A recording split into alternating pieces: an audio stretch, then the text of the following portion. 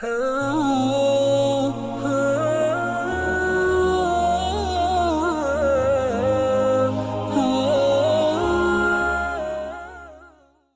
الحمد لله نحمده ونستعينه ونستغفره ونعوذ بالله من شرور أنفسنا ومن سيئات أعمالنا من يهده الله فلا مضل له ومن يضلل فلا هادي له وأشهد أن لا إله إلا الله وحده لا شريك له وأشهد أن محمدا عبده ورسوله أما بعد أعوذ بالله السميع العليم من الشيطان الرجيم بسم الله الرحمن الرحيم إنما حرم عليكم الميتة والدم ولحم الخنزير وما أهل به لغير الله فمن اضطر غير باغ ولا عاد فلا إثم عليه ان اللہ غفور الرحیم۔ محترم سامعین، یہ سورہ بقرہ کی ایک آیت ہے۔ گزشتہ جمعے میں بھی اس آیت کا کچھ حصہ ہمارے سامنے آیا تھا کہ جو اللہ رب العزت نے چار چیزیں بڑی بڑی اہم حرام کی ہیں، ان میں سے تین کا تذکرہ گزشتہ جمعے میں ہوا تھا، یعنی مردار جو حلال جانور اپنی طبعی موت مر گیا ہو یا حادثاتی موت کا شکار ہو گیا ہو، وہ جو ہے نا حرام ہے۔ دوسرے نمبر پر وہ خون جو ذبح کرتے وقت جانور کے حلق سے باہر آتا ہے، تو وہ دو رگیں ہیں جن سے یہ خون بہتا ہے، جسے قرآن نے دوسرے مقام پر دم مسفوح کہا ہے کہ بہتا ہوا خون جو جمنے کے بعد اہل عرب کھانے میں استعمال کرتے تھے، اسے بھی قرآن نے حرام قرار دیا۔ اور حرمت والی تیسری چیز وہ لحم خنزیر تھا، سور کا گوشت تھا، یہ بھی اسلام نے حرام قرار دیا۔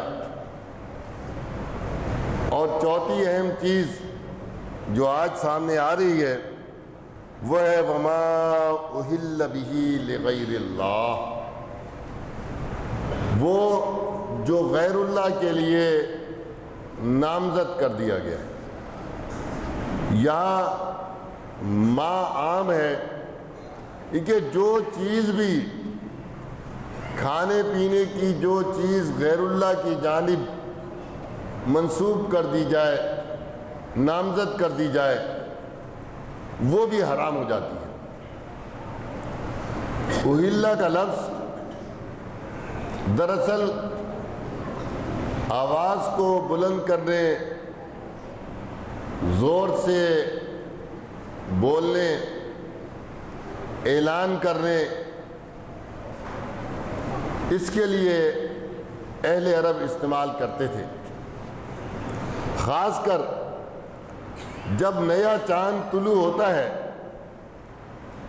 تو اس زمانے میں یہ ذرائع ابلاغ نہیں تھے، نشر و اشاعت کے ذرائع نہیں تھے کہ اخبارات ہے، ریڈیو ہے، ٹی وی ہے، مختلف چینلز ہیں، سوشل میڈیا ہے، یہ ذرائع نہیں تھے۔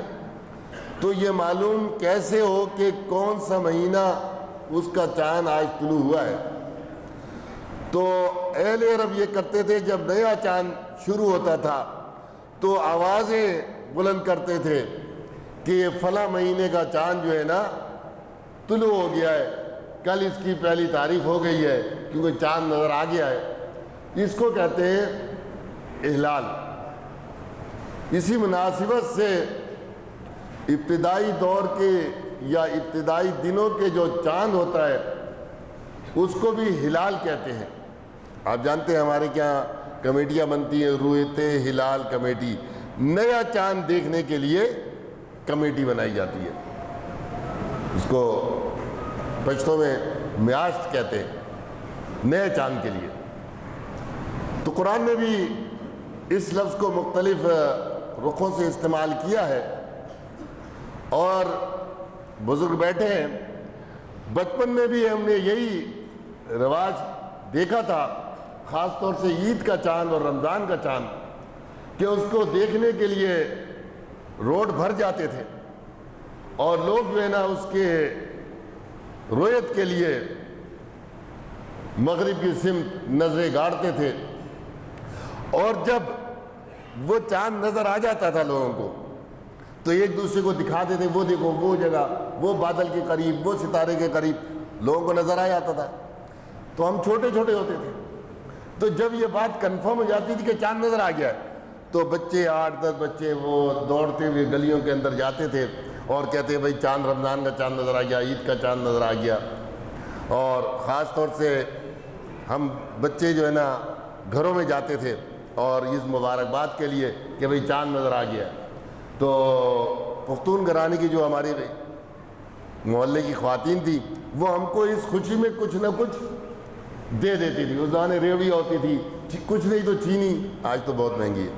تو یہ اس لیے کہ چاند کی آواز کہ چاند نظر آ گیا، اس کو بلند کرنے کے لیے یہ ہم نے اپنے بچپن میں بھی ساری چیزیں دیکھی تھی۔ تو اس کو کہتے ہیں ہلال، اہلا۔ اس طرح جب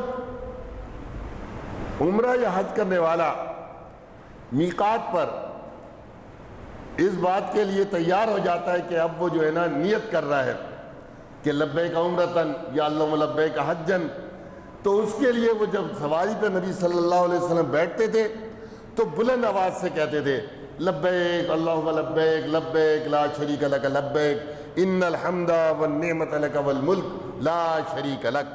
تو اس تلبیہ کو بھی اہلا، زور سے بلند آواز سے پکارا جاتا تھا، تو اس کو بھی کہتے تھے اہلا۔ اس نے جو ہے نا اب تلبیہ پڑھ لیا ہے اور بیت اللہ کی زیارت کے لیے یہ اب سواری پر بیٹھ کے روانہ ہو گیا، تو اس کو بھی اہلا کہتے ہیں۔ اسی طرح جب بچہ پیدا ہوتا ہے تو وہ روئے، آواز کرے، تو اس کے لیے بھی اسی لفظ کو استعمال کیا جاتا ہے۔ حدیث میں آتا ہے اذا استحل الصبی، جب بچہ پیدا ہوتے وقت زور سے چیخے، روئے، ورثہ، یہ وارث بن جاتا ہے، کیونکہ یہ زندہ پیدا ہوا ہے۔ اس کی علامت یہ ہے کہ یہ زور سے چیخا ہے، بولا ہے، آواز اس نے کی ہے، رویا ہے، تو یہ اس کے زندہ ہونے کی علامت ہے اور یہ وارث بن گیا ہے۔ تو یہ ہے اہلا کا اصل۔ جب اس لفظ کو کسی چیز پر نامزد کیا جائے کہ یہ جانور، یہ مٹھائی، فلاں چیز فلاں کے نام پر ہے، تو یہ غیر اللہ کے نام پر منسوب ہو جاتی ہے۔ اور اگر اللہ کے نام پر ہو، مثلا ایک شخص آج ہی کوئی جانور لے آئے، لوگ پوچھیں بھائی کس لیے لایا، بولا قربانی کے لیے لایا ہوں، یعنی جب ذی الحجہ کا مہینہ آئے گا میں اللہ کی راہ میں اسے قربان کر دوں گا، تو اب اس کو نامزد کس کے لیے کیا؟ اللہ کے لیے نامزد کیا۔ یہ نامزد ہو گیا اللہ کے لیے قربانی، اور یہ عبادت ہے۔ اور جب یہی نامزدگی اللہ کے علاوہ کسی مخلوق کی طرف کر دی جائے تو یہی شرک ہے۔ کیوں کہ اسلام میں ہر قسم کی عبادت اللہ کے لیے، اس لیے کیا کہا گیا؟ فَصَلِّ لِرَبِّكَ وَانْحَرْ، آپ نماز پڑھیے کس کے لیے؟ لِرَبِّكَ۔ نماز کس کے لیے پڑھی جاتی ہے؟ اللہ کو خوش کرنے کے لیے، اس کی عبادت کے لیے۔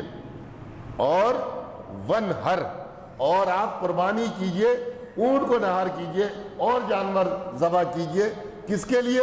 لِرَبِّكَ، اپنے رب کے لیے۔ تو جب یہ کوئی بھی چیز غیر اللہ کی جانب منسوب کر دی جائے، اس کی خوشنودی کے لیے، اس کو خوش کرنے کے لیے، اس کی تکالیف سے بچنے کے لیے دونوں چیزیں ہیں. اگر اللہ کو خوش کرنے کے لیے کوئی جانور ذبح کیا جائے یہ بھی عبادت ہے, اور کوئی چیز اللہ کو خوش کرنے کے لیے صدقہ کی جائے یہ بھی عبادت ہے. دوسرا, کسی مشکل اور تکلیف سے بچانے کے لیے اپنے آپ کو اللہ کی راہ میں کچھ قربان کیا جائے, صدقہ کیا جائے, چاہے جانور ہو, کھانا ہو, کوئی چیز ہو, تو اس مشکل سے بچنے کے لیے بھی جو صدقہ کیا جاتا ہے یہ بھی عبادت ہے. آتا ہے نا حدیث میں کہ صدقہ بلاؤں کو ٹالتا ہے, نعمتوں کے حصول کے لیے اور مصیبتوں, پریشانیوں, بلاؤں کو دور کرنے کے لیے دونوں طریق سے جو اللہ کو خوش کرنے کے لیے آپ کریں وہ عبادت ہے. اسی طرح جب یہ دو چیزیں غیر اللہ کے ساتھ منسوب ہو جائیں کہ میں اگر 11ویں کروں گا تو بھینس جو ہے نا دودھ دے گی, مجھ جو ہے نا مجھ یہ دودھ دے گی, اگر نہیں کروں گا تو مر جائے گی, تو اب اس نے یہ تعلق جو اللہ کے ساتھ جوڑنا چاہیے تھا نعمتوں کے حصول اور مشکلات سے دور ہونے کے لیے, وہ اس نے تعلق جوڑ دیا اللہ کے ایک بندے کے ساتھ. بس یہ اس نے شرک کر لیا, یعنی صدقے میں شرک, قربانی میں شرک, مالی عبادت میں شرک. اس لیے قرآن نے کہا وما اہل, اور چوتھی چیز وہ حرام ہے جو غیر اللہ کے لیے پکار دی گئی ہو, نامزد کر دی گئی ہو, لغیر اللہ, اللہ کے علاوہ کسی اور کے لیے.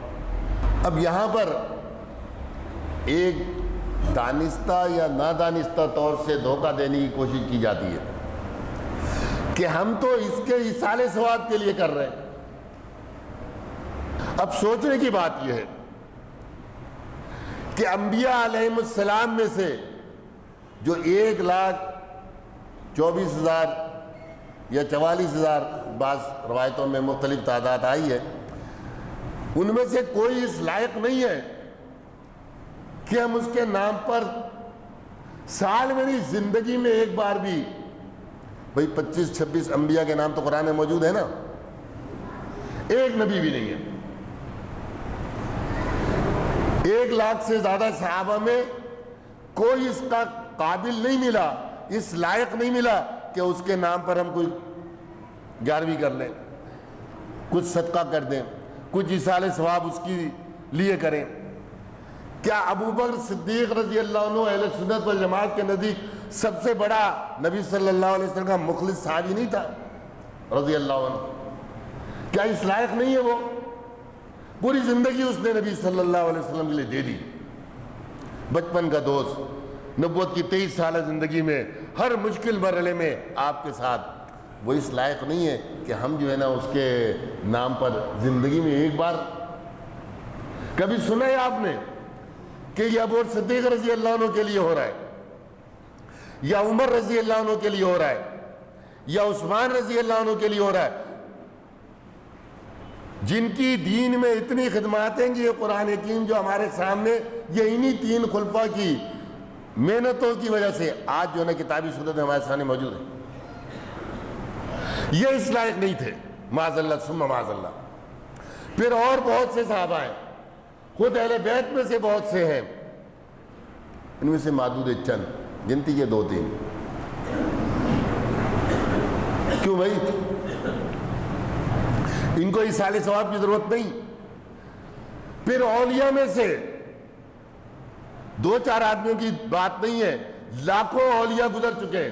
عبد القادر جیلانی کا نمبر تو بہت بعد میں آتا ہے, ابھی تابعین ہے, تبع تابعین ہے, ائمہ مجتہدین ہیں, ائمہ فقہ ہیں, ائمہ حدیث ہیں, کوئی ایک بھی اس قابل نہیں ہے.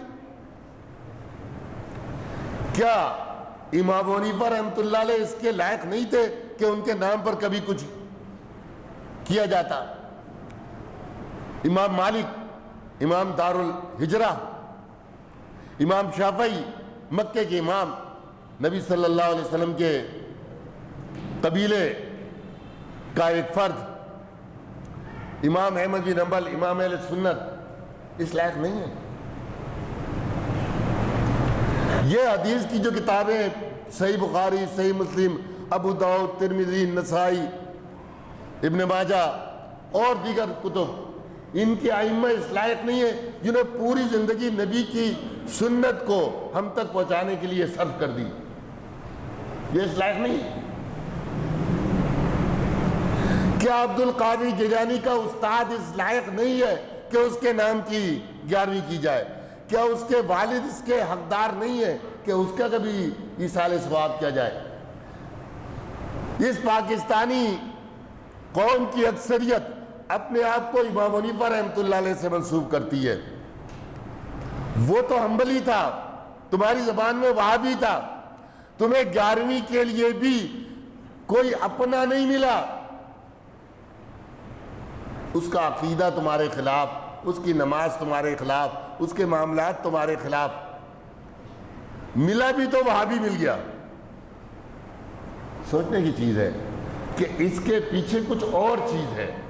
ظاہر کچھ کیا جا رہا ہے اور حقیقت کچھ اور ہے. کواکب کچھ، نظر آتے ہیں کچھ، دیتے ہیں دھوکہ یہ بازیگر کھلا. تو دراصل اس کے پیچھے وہ باطل عقیدہ ہے کہ اگر ہم 11ویں نہیں دیں گے تو ہماری بھینس مر جائے گی، کوئی اور نقصان ہو جائے گا، پریشانیاں آ جائیں گی، مصیبتیں آ جائیں گی، تو جان چھوٹے. اسی طرح اہل بیت میں سے گنتی کے 2-4 مل گئے. امام جعفر صادق مل گئے، ان کے نام کے گونڈے ہو گئے.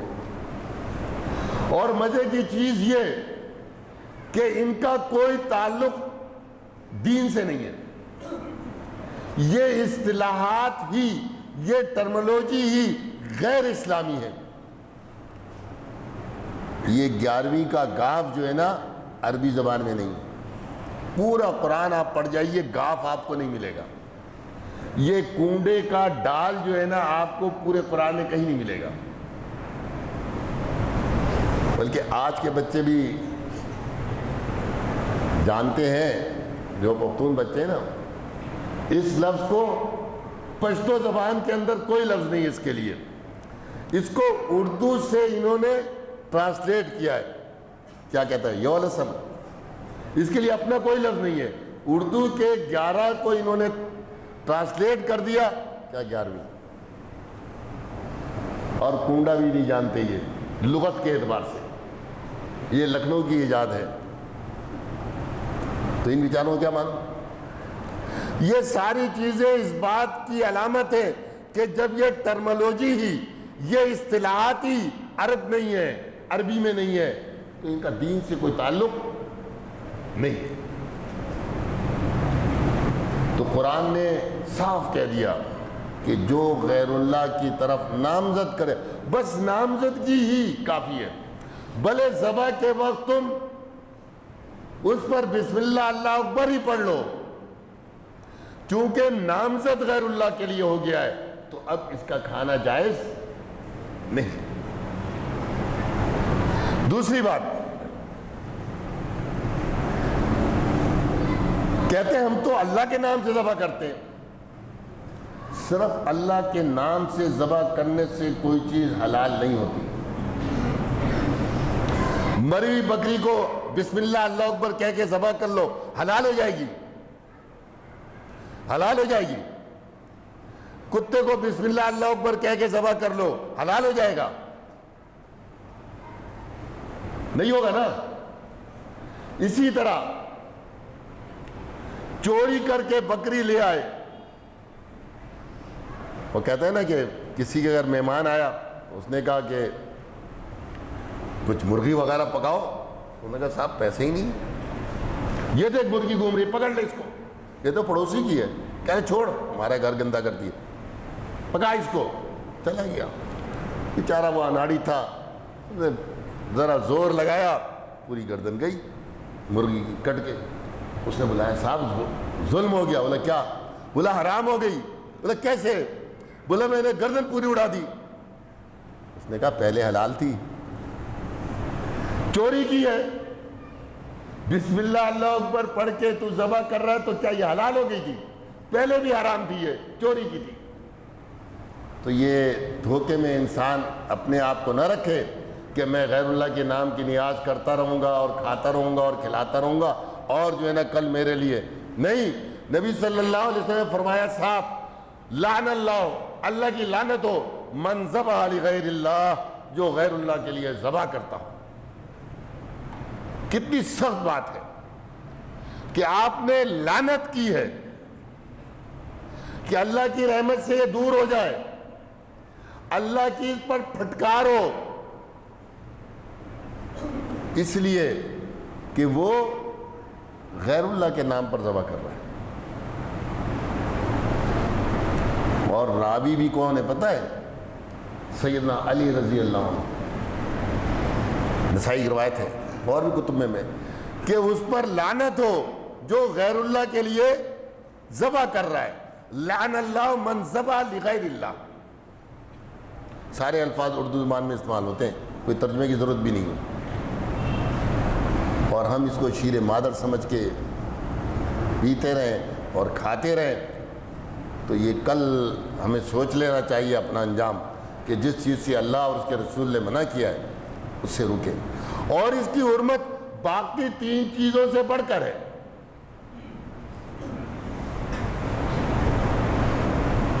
وہ کیسے؟ اگر آپ کے پاس 2 چیزیں موجود ہیں،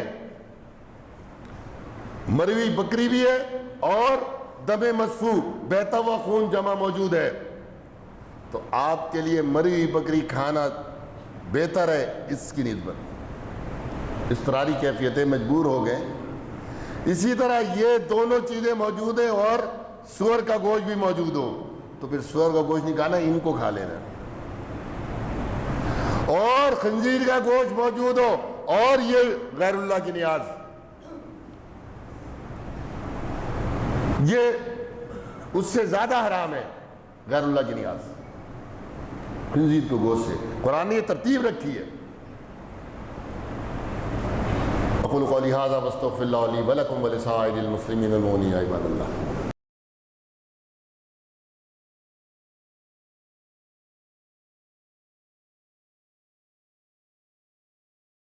نحمدہ ونصلی علی رسولہ الکریم، اما بعد، اعوذ باللہ من الشیطان الرجیم، فمن اضطر غیر باغ ولا عاد فلا اثم علیہ۔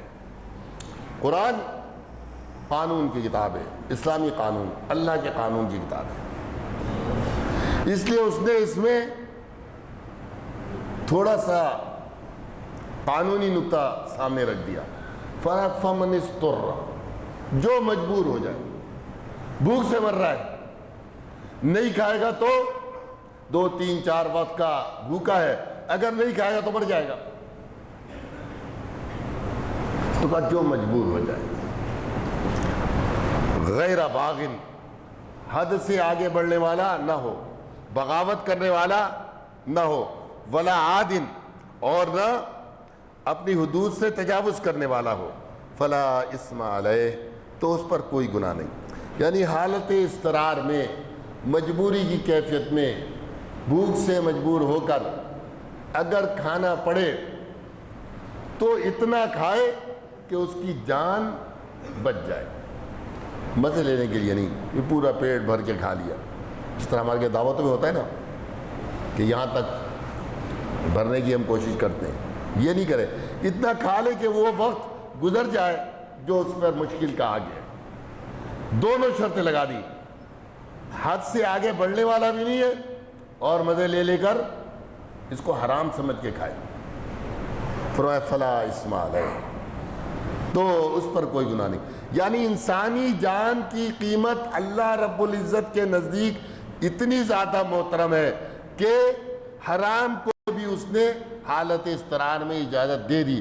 وہ قانون بنانے والا ہے، وہ چاہتا تو یہ قانون بنا سکتا تھا کہ حرام اشیاء کو تمہیں کسی حال میں بھی نہیں کھانا ہے، چاہے مر کیوں نہ جاؤ۔ تو اسلام دین فطرت ہے، یہ امت وسط ہے، اس کے اندر خوبی ہے کہ ہر مشکل چیز کا حل اس کے اندر موجود ہے. اس کے اندر اتنی لچک ہے کہ حالات اور ماحول کے مطابق اس کے اوپر عمل کرنے کے احکامات مختلف حالتوں میں مختلف موجود ہیں. عام حالت میں کا وضو کرو نماز کے لیے، پانی نہیں ہے، بیماری ہے، بڑھنے کا اندیشہ ہے، تیمم کرو. تو یہ ساری چیزیں ہیں قانون کی. تو یہ قانونی کتاب ہے، اسلامی قانون. تو جو مجبور ہو جائے تو وہ کیا کرے؟ ایک مخصوص محدود حد میں رہتے ہوئے حرام چیز کو استعمال کر سکتا ہے جان بچانے کے لیے. اس پر کوئی گناہ نہیں. ان اللہ غفور الرحیم، بے شک اللہ بخشنے والا رحم کرنے والا ہے. وہ انسانوں کے حالات کو جانتا ہے. وہ جانتا ہے کہ یہ شخص میرے حکم کے مطابق اپنی جان بچانے کے لیے کھا رہا ہے، یہ حرام چیز استعمال کر رہا ہے اپنی جان بچانے کے لیے، اس لیے کہ میرا حکم ہے. جب وہ جانتا ہے تو وہ بخش دے گا. رحیم، رحم کرنے والا ہے. وہ چاہتا تو یہ اس حکم کو نافذ نہ کرتا، آسمان سے نہ اتارتا، یہ لازم کر دیتا کہ ہر حال میں تمہیں حرام سے بچنا ہے، چاہے مر جاؤ. لیکن اس نے انسانیت کے اوپر رحم کیا. اس نے کہا نہیں، ان کو زندہ رکھنا مقصود ہے، ان کی جان بڑی محترم ہے. آج ہم دیکھیں ہمارا معاشرہ کہاں ہے، انسان کی جان لے تو منٹوں سیکنڈ کا، غیر نہیں اپنوں کی. بیوی شوہر کو زہر دیتی ہے، شوہر بیوی کو گولی مارتا ہے، باپ بیٹے کا دشمن ہے. کس بات پر؟ چھوٹی چھوٹی باتیں.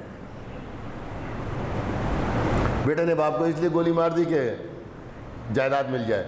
جائیداد تو نہیں ملی، پھانسی کا بندہ مل گیا. روز آپ سنتے رہتے. جانوں سے کھیلتے ہیں ہم، زندگیوں سے کھیلتے ہیں. تو یہ سب کیا ہے؟ انسانی جان کی حرمت اللہ کے نزدیک بہت زیادہ ہے. اس لیے نبی صلی اللہ علیہ وسلم نے اس امت کو کہا تھا کہ المسلم من سلم المسلمون من لسانی و یدی، مسلمان وہ ہے جس کی ہاتھ اور زبان سے دوسرے مسلمان محفوظ ہیں. ان کو کہا تھا کہ جس نے ایک جان کو زندہ رکھا اس نے ساری انسانیت کو زندہ رکھا. من قتل نفسا بغیر نفس اور فساد فی الارض فکأنما قتل الناس جميعا. ایک بندے کو قتل کرنا ساری انسانیت کو قتل. ایک کو زندہ رکھنا، ومن احیا، جس نے ایک کو زندہ بچا لیا اس نے ساری انسانیت کو بچا لیا. تو یہ تعلیمات تو ہمیں دی گئی تھی کتاب کی صورت میں، احادیث مبارکہ کی صورت میں. آج ہم نے نہ عقائد کو دیکھا، نہ عبادات کو سامنے رکھا، نہ معاملات کو رکھا، نہ ایک دوسرے کا خیال رکھا. تو جب تک ہم ان چیزوں کا خیال نہیں کریں گے، عمل نہیں کریں گے، اصلاح نہیں کریں گے، تب تک جو ہے نا ذلت و رسوائی ہمارا مقدر ہی بنی رہے گی. اقول قولی ھذا واستغفر اللہ لی ولکم ولسائر المسلمین من عباد اللہ.